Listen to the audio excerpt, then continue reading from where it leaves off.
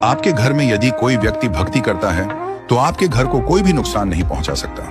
जब तक विभीषण जी लंका में रहे तब तक रावण ने चाहे जितना भी पाप किया हो, परंतु विभीषण जी के पुण्य और भक्ति के कारण रावण सुखी रहा और शासन करता रहा।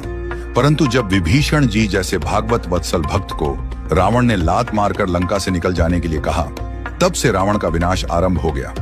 अंत में रावण की सोने की लंका का दहन हो गया और रावण के पीछे रोने वाला भी कोई नहीं बचा। ठीक इसी प्रकार हस्तिनापुर में जब तक विदुर जी जैसे भक्त रहते थे तब तक कौरवों को सुख ही सुख मिला।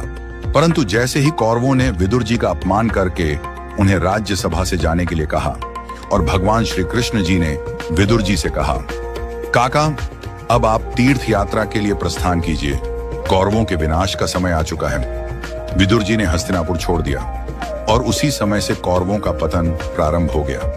अंत में न केवल उनका राजपाट छिन गया बल्कि कौरवों का वंश भी समाप्त हो गया। इसी प्रकार हमारे परिवार में जब तक कोई भक्त या पुण्यशाली आत्मा रहती है तब तक घर में आनंद ही आनंद रहता है। इसलिए भगवान के भक्तजनों का अपमान कभी भूल से भी न करें। हम जो कमाई खाते हैं वह भी संभव है किसी के पुण्य के कारण मिल रही हो। इसलिए सदा आनंद में रहें और यदि कोई भक्त आपके परिवार में भक्ति करता हो तो उसका अपमान न करें, उसका सम्मान करें और उसके मार्गदर्शन में चलने का प्रयास करें।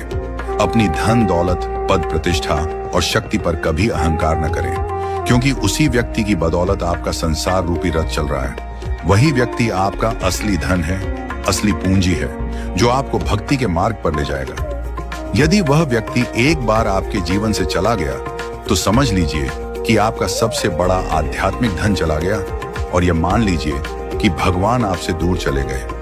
यही आपकी सबसे बड़ी क्षति होगी। सत्य सनातन संस्कृति की जय। जय श्री राधे श्याम।